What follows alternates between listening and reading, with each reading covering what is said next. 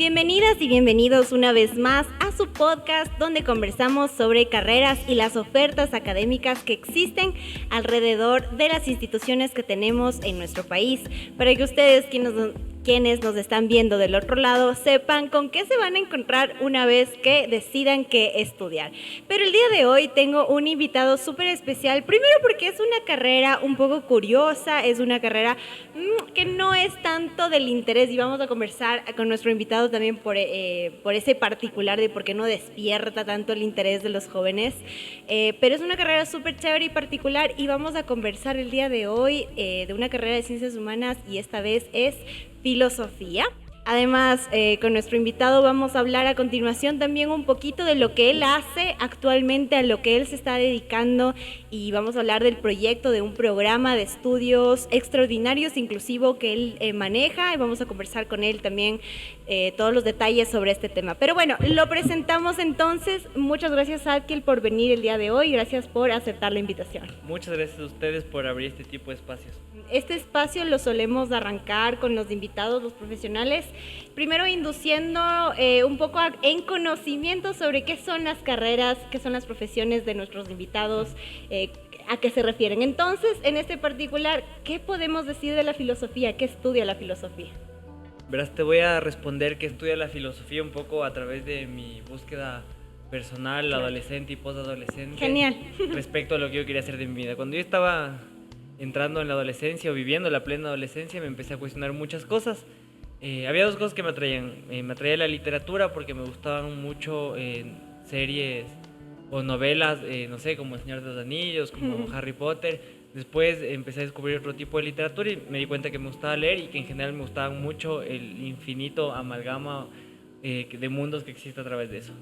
Y cuando estaba un poquito más grande empecé a despertar una curiosidad, digamos, y después una sensibilidad por los problemas del mundo. Mi gran resumen es que, o sea, ¿por qué llego, digamos, a la filosofía? Es porque me di cuenta que en la filosofía convergían, y después, digamos, cuando uno estudia se da cuenta que no es que convergen ahí, sino que salen de ahí la mayoría de saberes que a mí en algún momento me llamaban la atención. Entonces, y de hecho cuando uno estudia la filosofía se da cuenta que no por nada en la primera clase te dicen que se le conoce como la madre de los saberes. Claro. Porque de ahí se fueron a lo largo de los años desprendiendo los distintos saberes que hoy se han aterrizado en distintos campos de pensamiento. Evidentemente hay campos de pensamiento que podrían parecer lejanos, como los más, no sé, científicos, la matemática, la física, pero que igual se desprenden de la filosofía. Total. Y hay otros que absolutamente guardan hoy cercanía, como son todas las ciencias sociales. Entonces, a uno que particularmente le gustaba las ciencias sociales entendió que en la filosofía encontrabas la posibilidad de desarrollar todas esas otras ramas que a uno le gustaba, pero con un eje conductor, con un eje transversal que te ata a la historia mismo del conocimiento. Y claro, por eso elegí filosofía. Genial. Bueno, igual la pregunta era, ¿qué estudia la filosofía? Como para hacer una apertura de qué viene siendo como tal la carrera. Pero bueno, si quieres podemos anexarla después con la hay una conexión que podemos hacerla con la malla curricular para que nos cuentes también qué es estudiar filosofía con la malla curricular con la que te lo estudiaste. Pero bueno, vamos por partes. Dijiste algunas cosas interesantes, porque en este espacio a nosotros nos gusta recalcar mucho con los distintos invitados, que es cómo se llega a un gusto, a una vocación, cómo uno escoge la carrera que uno escoge, independientemente de cuál sea esta, y eso es algo que sí, lo hemos conversado hasta con psicólogos en este espacio, que sí es bastante curioso, porque muchas veces los jóvenes se optan por, hay como distintos factores, ¿no es cierto? Es multifactorial. Bien, se pueden optar a seguir una carrera porque es hereditaria, ¿no? Mi papá hizo esto, mi mamá hizo esto, o porque hay una presión, ¿no? Porque hay una presión de seguir ya inmediatamente una carrera. Pero hay algo que tú dices como muy puntualmente, que es algo que he escuchado muy poco en creo que es la primera vez que lo escucho en este espacio, que es esto de yo mismo exploré lo que me fue gustando o fui descubriendo que era lo que me interesaba. O sea, hay una cosa tuya desde siempre que puedo reducirlo en eso, ¿no? De estar curioso, cuestionador quizás también, ¿no? De ser una persona súper curiosa, cuestionadora, de poder querer explorar eso. Pero es algo curioso porque no les pasa, o sea, no es una una norma, ¿no? No es algo que les pase a todos los chicos o a todas las chicas, menos creo que ahora en esta generación. Entonces, ¿cómo puedes tú entender que llegas primero al gusto tienes estos gustos artísticos, ¿no? Primero vas por la literatura, y después te apasiona leer otras cosas, y después seguir experimentando con otros gustos, o sea, ¿cómo uno parte, ¿no? ¿Desde dónde se parte? Bueno, yo tengo que ahí, digamos, hacer una pausa para agradecerle a mi mamá, que fue una persona, digamos, que siempre fue disruptiva con las tradiciones educativas y que nos permitió a mi hermana y a mí acceder privilegiadamente a otros entornos educativos, como fue el proyecto Pestalozzi, que resumiendo rápidamente era un proyecto absolutamente Montessori alternativo, que se basaba en la ruptura de las nociones de lo que nosotros entendemos como escuela para priorizar, digamos, justamente el autodescubrimiento. Genial. Entonces era un espacio donde si tú querías todo el día podías hacer química, porque había espacios de química, pero no es que había una clase. Entiendo. O podías ir a leer, o podías jugar, o podías pasar en el bosque, no sé, buscando hojas si querías. Entonces, definitivamente, este tipo de espacios educativos donde uno aprende a partir justamente del autodescubrimiento en espacios controlados y planificados para dar esos estímulos al autodescubrimiento. Entiendo. O sea, ¿crees que sí mucho. ¿Crees que sea necesario tener este tipo de espacios a nivel, no digamos para un sector privilegiado, ¿no? Como que pienso que estos autoestímulos, como tú dices, que sean fomentados desde la educación, tengan que ser como más globales y obviamente absolutamente, o sea, yo creo abiertos. Que hay un montón de etapas del desarrollo, digamos, formativo de uno entre la niñez y la adolescencia, en las cuales el autodescubrimiento son esenciales. O sea, porque yo digo, si uno podía salir con un montón de falencias del Pestalozzi, pero si hay algo que creo que nunca faltaba en nadie, era la capacidad de elegir. Increíble. O sea, y la capacidad, digamos, de planificar cómo querías, digamos, seguir tu propio camino. Increíble. A eso se anexaba que mi mamá fue sumamente respetuosa siempre con los procesos que queríamos seguir. Mi hermana decidió ser bailarina, se hizo bailarina. Yo decidí estudiar filosofía, estudié filosofía, y mi papá me decía, estudia Derecho. Claro. Y él es abogado. Entonces, yo decía, no, yo quiero estudiar filosofía, encontré el apoyo y pude hacerlo. Qué interesante, es muy increíble escuchar estas cosas que no las habíamos discutido antes en el espacio y creo que, claro, parte de esta necesidad de los jóvenes que siempre se sienten asfixiados, ¿no? Están en tercero de bachillerato y después, ¿qué hago? ¿Qué hago con mi vida? ¿A dónde voy? ¿Qué carrera estudio? Mi papá quiere que haga tal cosa o lo que fuera. Entonces, claro, creo que más bien el privilegio también está en poderse haber descubierto a uno mismo para saber lo que quería hacer y qué cosas en las cuales podía definirse, y más bien es toda una falla, no sé si falla, pero sí hay una debilidad en todo el genérico de más bien no hallarse.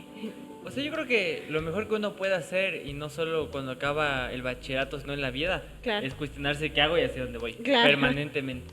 Y creo que, digamos, ante esa pregunta, lo que necesitamos, digamos, como sociedad es dos cosas, digamos, una sociedad que permita tener distintas rutas para elegir y una comunidad o unos espacios, digamos, más familiares, educativos que nos permitan elegir, o sea, que apunten hacia que elijan. Total. Bien, al hablar de filosofía, podemos pensar que, de hecho se piensa, ¿no? Que es un poco curioso, al menos en esta generación, como decía yo al principio y un poco lo conversábamos, se despierten interés por esta carrera. Bueno, por esta carrera o por todas estas humanísticas con sentido social, con pensamiento crítico, con todos estos lenguajes y todas estas texturas que caracterizan estas carreras, ¿no? Antropología, historia, tú mismo lo mencionaste, que incluso también estabas como que más o menos orientándote por una de esas. ¿Te gustaría motivar a que los jóvenes se interesaran por este tipo de carreras o particularmente por la filosofía? Sí, o sea, yo siento que para construir la sociedad que todas y todos queremos necesitamos indudablemente todos los conocimientos. Pero siento que la filosofía, siendo una rama de estudio, probablemente la más antigua de las más antiguas, que ha sido tan determinante para un montón de paradigmas sociales, para un montón de teorías científicas, es probablemente una de las ramas de estudio más abandonadas en este momento. Yo te digo, si hoy le preguntamos, o si tuviéramos tiempo de explicarle a un joven o a una joven en qué consiste la filosofía y que pueda sentarse tranquilamente a reflexionar sobre esto sin caer en el peso existencial, porque es existencial, claro, en qué voy a trabajar. Creo que seguramente habría mucha más gente que opte por eso y de hecho, digamos, podemos ver que en América Latina, cuando hacemos estudios de por qué la gente opta por una carrera universitaria en este caso, generalmente lo hace por mejorar sus condiciones, digamos, en la competencia laboral, ¿cachas? Total. Entonces, me parece que lo que necesitamos es indudablemente avanzar a una sociedad donde el conocimiento y el estudio no esté subordinado a la posibilidad o no de morirte de hambre. Totalmente. Y para eso, y mientras eso pasa, necesitamos también sociedades, estados, academias que entiendan el valor de este tipo de carreras y que puedan pensar incluso en otro tipo de medidas afirmativas para que la gente no deje de estudiar. Porque es real que la filosofía no es, la filosofía pura además, no es probablemente el campo de estudio que mayor condiciones de vida te garantiza, Total. per se, ¿no? Evidentemente no es privativo, 1 millón de gente que lo hace perfectamente. No es real, o sea, es real eso, o sea, es difícil y lo que necesitamos ahí, como digo, es tal vez más becas, es tal vez más programas, es que la gente empiece a pensar en la investigación filosófica o en la reflexión filosófica y en la creación filosófica al mismo nivel de importancia que le está dando a otro tipo de investigaciones y a otro tipo de desarrollos teóricos. Claro, claro.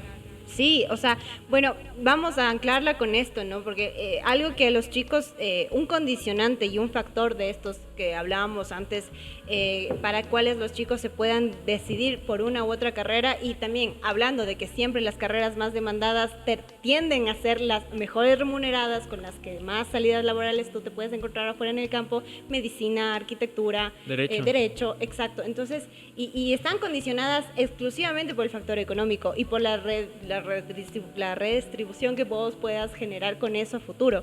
Entonces, hablemos de eso, de las salidas laborales que nos ofrece la filosofía, pero además tú tienes un plus, que es licenciatura, es decir, creo que ahí incluso es un poco más fácil quizás, hay más espacio. Hay una trampa, ¿no? Mi título es licenciado en filosofía y pedagogía, okay. Porque el momento, digamos, de planear la carrera entendieron que si solo dijera filosofía sería mucho más complejo. De hecho, sí. Esa carrera que estudié yo en las Salesianas algunos años ha sufrido algunos cambios. Por ejemplo, justamente después la pasaron a llamar solo filosofía y lo que hubo fue un decrecimiento. Evidentemente porque la gente dice, chuta, qué denso, claro, ¿qué voy a hacer? Entonces hoy por hoy la carrera se llama educación, solo educación a secas en la Universidad Salesiana. Pero es filosofía. Pero al menos un 50% de la malla es filosofía pura, o sea, epistemología, lógica, historias de las distintas etapas de desarrollo de la filosofía, ontología. Entonces, al menos un 50%, que de hecho la mía tampoco era filosofía pura, era, digamos, había un porcentaje alto, mayoritario diría yo, pero no era absoluto. También teníamos, evidentemente, materias relacionadas a lo educativo. Porque sí, o sea, salvo que, digamos, te proyectes a únicamente ser investigador, escritor, etcétera, o docente, es muy complejo que no te den, digamos, una herramienta laboral auxiliar como es las ciencias de la educación y lo que viene ahí. Entonces hoy, aunque se llama educación en la Universidad Politécnica Salesiana, ahí pueden probablemente encontrar a la fecha en Quito, pensaría, una de las carreras, una de las pocas carreras que trata la filosofía. ¿O trabaja la filosofía? Bueno, ya que lo mencionas, sí, coméntanos si es que hay otra universidad actualmente en la cual se pueda encontrar como tal, no sé si filosofía, pero por lo menos licenciatura en filosofía. Bueno, hasta lo último que yo mapeado puede estar desactualizado. Me parece que la Universidad Católica también tenía una carrera que estaba muy vinculada a la teología. De hecho, era un proceso de formación obligatorio, digamos, para los formandos a sacerdotes. Ya. Entiendo que hay algunas universidades que ofrecen cursos en... Discúlpame, ¿en la central no existe nada parecido? En la central hay la Facultad de Filosofía, pero que en esencia abarca las ciencias de la educación. Hoy por hoy, un grupo que entiendo viene de la Facultad de Ciencias Sociales está llevando a cabo la titánica misión de formar por primera vez en muchos años al menos una carrera de filosofía nueva y de filosofía pura. ¡Wow! ¡Wow! Increíble. Hablemos de, en esencia, de la materia, de lo que tú cursaste, de las cosas que tú viste estando en la carrera cuando estudiaste filosofía y, por supuesto, si es que pudieras compararla, si es que sabes, obviamente, con lo que más o menos nos estabas comentando antes que pasa ahora con la malla curricular. Entonces, ahí quizás un paralelismo entre tu joven estudiante versus lo que ahora más o menos los chicos se encuentran una vez al cursar esta carrera, bueno, en la Salesiana. Creo que como en dices. el estudio de la filosofía, al menos como se la ha concebido en la Salesiana, hay un tronco común que se respeta, ¿no? O sea, está la historia de las fases de la filosofía, filosofía antigua, filosofía de la Edad Media, filosofía moderna, filosofía contemporánea. Está la lógica es una cosa súper interesante que de hecho muchas veces reducimos a silogismos, reducimos a juegos de dados, etcétera. Pero la lógica es un estudio súper amplio y de hecho mucho de lo que hoy hace la filosofía por el mundo pasa por el estudio de la lógica. A mí no me gustaba, me fue súper mal en el primer parcial hasta que más que entender la forma, digamos, entendí el porqué de la lógica y desde ahí te puedo decir que la lógica a mí me ha acompañado muchísimo desde las cosas más simples como la resolución de un conflicto personal hasta el momento de escribir un texto. Qué locura. O sea, así de indispensable quizás le categorizaras tú a la lógica sí, en filosofía justo o en general. Mi carrera se llamaba Filosofía y Pedagogía, donde Claro, bueno. teníamos materias de filosofía pura, no sé, como filosofía de la ciencia, como filosofía de la tierra, como filosofía latinoamericana. Filosofía de la Tierra, había una materia que se llamaba así. En verdad, no me equivoco, el término exacto era filosofía del ambiente. Perdón, bueno, filosofía igual. de la naturaleza. Exactamente, filosofía de la filosofía naturaleza. ya. Que se conecta mucho después, si quieres, con la filosofía de la ciencia en términos de cómo conocemos lo cognoscible. Bueno, X. Entonces yo te digo, teníamos ese tipo de materias con contenidos más puros de la filosofía y teníamos materias más ligadas al campo educativo, desde, no sé, didáctica, desde corrientes pedagógicas, desde historia de la educación, desde corrientes educativas contemporáneas, también pasando por materias de psicología, como psicología del desarrollo, psicología del aprendizaje. Psicología también. Sí, era una cosa, Bastante completa en ese sentido, ¿no? Sí, una convergencia de sabores me parece bastante... Sí, interdisciplinaria y muy completa. Bastante buena, ajá. Sí, en el otro lado hay un chico, hay una chica que nos está viendo y están ya interesados por la carrera de filosofía, entonces creo que todas estas cosas que nos está compartiendo Sadkiel están súper interesantes y son para tomarlas Sí, se en cuenta. terminan matriculando ahí, por favor, digan que lo hicieron porque vieron este video. ¡Genial! Sí, me encanta eso. Y bueno, justamente llegamos al espacio de la motivación, que es de eso, ¿no? Si es que hay un estudiante del otro lado que justo nos está viendo, pero ya está decidido y se está optando, ¿no es cierto?, por estudiar filosofía, ¿qué le aconsejarías? O sea, yo le aconsejaría primero que tenga la paciencia para aprender. O sea, creo que la filosofía requiere mucha paciencia.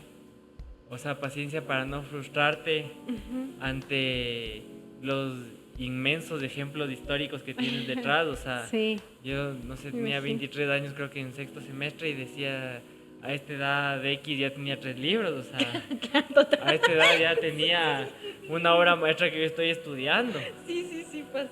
Y sentí a veces un poco lo mismo con mis docentes, ¿no? Tenía docentes relativamente jóvenes que yo hacía las cuentas, ¿no? Decía, el man ya tiene 2 maestrías, doctorado, entonces ya, al paso que voy, yo voy 6 años tarde en comparación al man. Pasa. Entonces creo que la filosofía Pasa requiere... y no solo en la filosofía, ojo. Sí, pasa en la vida. Pasa en la vida.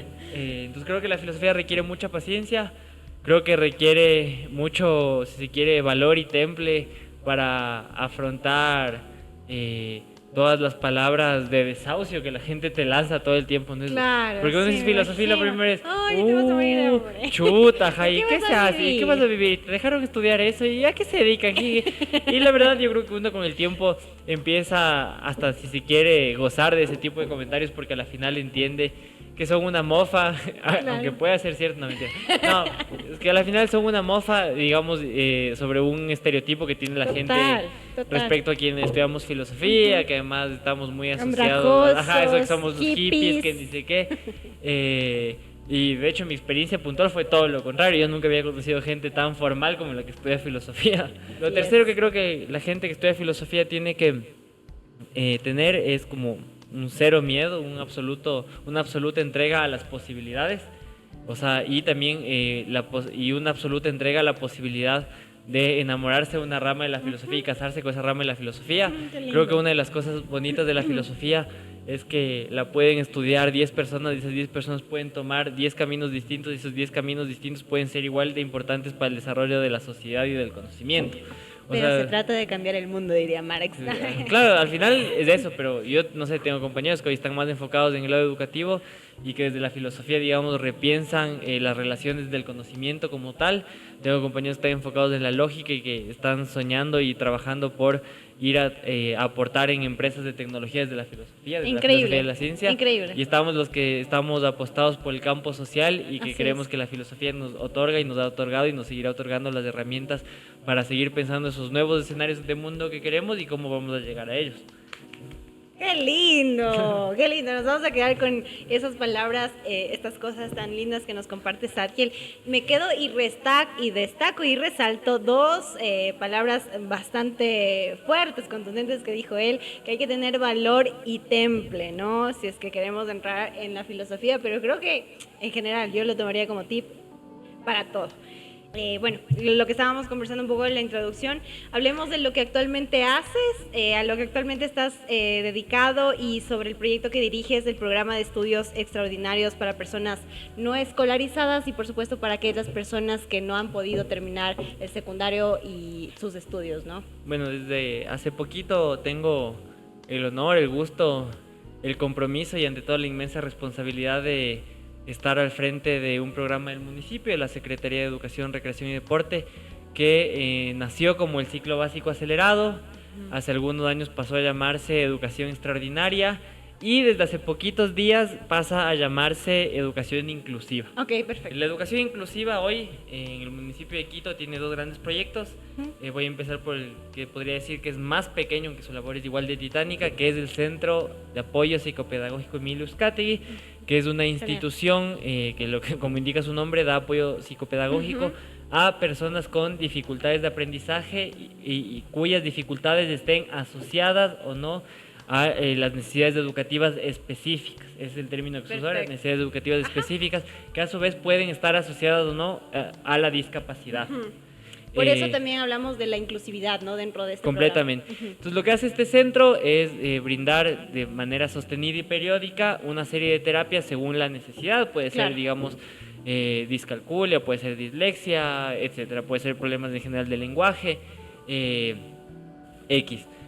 Y para eso lo que tenemos es una serie de personal, esencialmente psicólogos y psicólogas, que atienden a niños que vienen de unidades fiscales, municipales e incluso particulares. ¿Cómo pueden acceder? Es a través de la derivación de sus DES, de sus psicólogos en las unidades educativas. Les da una carta y pueden acceder. ¿Cuál es nuestro problema puntual? Es que generalmente hablamos de una lista de espera de un 300%, porque nuestra capacidad hoy es limitada. Te lanzo así un spoiler rápido. El próximo año estamos trabajando por ampliar el que tenemos y tener un segundo Emilio Uzcategui probablemente, y esto es un spoiler no oficial, nos gustaría que sea en Calderón. Pero estamos trabajando, eso sí, para asegurar que el próximo año tener al menos dos y una de esas dos repotenciada y ampliada. Genial. El otro proyecto que manejamos, que es digamos el más grande, al menos en número de beneficiarios, que es la educación inclusiva directamente, pensada en personas que están en una condición de, por ejemplo, deserción escolar. Ahí tenemos a su vez dos grandes proyectos. Tenemos la educación presencial y semipresencial intensiva y tenemos la educación virtual. Voy a empezar por el virtual. El virtual, como su nombre lo indica y como la pandemia nos dejó como traumático recordatorio y ejemplo en algunos casos, es una forma, digamos, eso sí, solidaria con personas que no pueden acercarse a una institución por distintas razones. Por lo cual nosotros, digamos, garantizamos una plataforma a través de la cual pueden acceder a las clases tanto de forma sincrónica como que queden grabadas, o sea, no sincrónica. Aparte de eso, la modalidad virtual nosotros ponemos a disposición de la gente, pensando en que no todo el mundo, pese a que estudie en la modalidad virtual, puede tener una conectividad como un equipo, acceso permanente a internet. En 5 casas somos de la ciudad de Quito, que son estos espacios del municipio donde hay talleres. Tenemos unos centros de cómputo donde la gente puede acercarse para recibir sus clases, y aparte de garantizar, digamos, un espacio para la conectividad, tenemos un promotor o promotor educativo en cada uno de estos espacios que cumple labores como alfabetización digital, seguimiento, ayuda, o sea, que nadie sienta que no tiene los conocimientos necesarios para poder llegar a la modalidad virtual. Entonces, para eso están nuestros promotores y promotoras educativos. Increíble. Y bueno, la otra modalidad que tenemos en el educativo son las modalidades presenciales y semipresenciales, intensivas y no intensivas. Lo más fuerte es el ciclo básico, donde tú puedes, a partir de los 15 años, que es el único requisito de edad, acceder a la educación general básica, que era lo que antes podríamos haber conocido como octavo, noveno y décimo. Sí, entiendo. Ajá. Y haces estos 3 años en 16 meses. Es un solo módulo de 16 meses. Ajá, entonces hacen la mitad del tiempo. Ajá. Que también facilita muchísimo las cosas. Esta modalidad la tenemos en 14 unidades educativas municipales que están desde al sur. La más lejana me parece que sería el Juan Wisner de Guamaní. Y al norte rural las más lejanas serían El Espejo en Pomasqui y La Calderón en la parroquia de Calderón. Tenemos en el Manuel Cabeza de Vaca en Alangasí y tenemos en el Rafael Alvarado en Tumbaco, dándote las coordenadas de las más periféricas, entendiendo centro periférico. Pero bueno, de ahí está Benalcázar, 9 de octubre, Fernández Madrid, Sucre, Cotocollao, etc. Tenemos también el bachillerato acelerado, donde cada año el bachillerato lo hacen en 5 meses, por lo que los 3 años de bachillerato lo hacen en 15 meses. Si tú siguieras todo entre la básica y el bachillerato, harías 6 años en 26 meses, o sea, en menos de la mitad del tiempo. Obvio. Ajá. Increíble. El bachillerato, hoy por hoy, lo tenemos solo en 4 unidades educativas, pero estamos trabajando, y ahí lanzo otro spoiler, para el próximo año abrir con especial énfasis en el sur de Quito y en Calderón. Hemos sido privilegiados con esta información y con estas novedades. Entonces, pura premisa. Sí, pura premisa lanzada en este espacio. Pero bueno, ¿sabes? Consultando un poco y viendo ciertos datos, hay cosas que a mí me llamaron poderosamente la atención, hay cosas alarmantes, y algo que vi es que a nivel nacional, por ejemplo, existen 3 millones de personas, un poquito más, que requieren de educación básica superior, y alrededor de 10.000 personas que requieren de bachillerato. Yo quería conversar contigo al respecto de estos datos, porque la verdad es que es grave. Estamos hablando de condiciones deplorables de nuestra educación pública y de este acceso tan primordial que deberíamos tener todos, el acceso a, y a qué le podemos atribuir esta causa. Pues creo que indudablemente, al igual que la inseguridad, al igual que un montón de otras cosas, pasa por que hemos en los últimos años tenido un Estado que no ha priorizado la salud y la educación como los puntales de la política pública, ¿no? Entonces, hace una semana aproximadamente, la ONU estaba denunciando que existe un lineamiento que habla de que 3 niños deben compartir un libro. Hay denuncias de unidades educativas donde se les retiró los libros después de que se les entregó. Existen cobros indebidos para acabar de pagar la planta docente, que se lo hace de la forma más perversa a través de los comités de padres. Entonces no es la unidad la que cobra, sino son los comités de padres diciendo que es para mejorar la calidad. Un aporte voluntario, un aporte que no es voluntario y que simplemente demuestra, digamos, la indolencia de muchos sectores del sistema público nacional en relación a que la educación tiene que ser siempre un puntal, que tiene que ir siempre hacia adelante y no estar cada cierto tiempo titubeando más para bien ir para hacia atrás, ¿no? Así es, porque son números que todos los años como parecen asentarse de manera más sólida, son números que crecen y es realmente preocupante, ¿no? Debería ser todo lo contrario. Pero bueno, Sadkiel, creo que hemos ya culminado con el espacio, también ya tenemos la hora que nos está diciendo terminen. Entonces, viendo en honor al tiempo que ya nos estamos quedando cortos de espacio, si quieres recomendarnos alguna otra cosa más, tal vez si tienes con este proyecto alguna red social o a dónde se podamos... pueden, digamos, seguir las redes de la Secretaría de Educación en Twitter, en Instagram, en Facebook, que es Secretaría de Educación, Recreación y Deporte. Ahí constantemente estamos anunciando la apertura de nuestros ciclos. Ahora en enero volvemos a abrir matrículas. Genial. Porque abrimos 2 veces por año. Y toda la información y todo se pueden enterar por ahí. Toda la información está ahí. Son muy pocos requisitos, hay mucho acompañamiento. Nosotros ya no solo nos distinguimos del sistema fiscal por la calidad, sino también por todo el acompañamiento, los cuidados y el soporte en general de las condiciones materiales para seguir el proceso educativo. Perfecto, con eso creo que podemos cerrar. Sadkiel, muchísimas gracias por haber acudido el día de hoy a esta entrevista y gracias por compartirnos todos estos detalles de estas anécdotas. No, gracias a ti, gracias al espacio y gracias a todos quienes nos escuchan y que todavía, digamos, siguen pensando en la filosofía como opción y siguen pensando en la educación como necesidad. A ustedes del otro lado, muchísimas gracias por acompañarnos una vez más. Esta carrera no ha sido pedida, sin embargo nos parecía como importante traerla acá porque, bueno, creo que es importante darle espacio a todas las carreras y sobre todo a las ciencias más humanas, a las ciencias sociales. Es interesante siempre hablar de estas carreras. Bueno, síganos en todas nuestras redes sociales, suscríbete al canal de YouTube. Recuerda dejarme tu comentario sobre qué carrera te gustaría que habláramos la siguiente ocasión, a qué profesional deberíamos traer de invitado y no olvides dejarme tu like. Nos vemos en una próxima. Chao.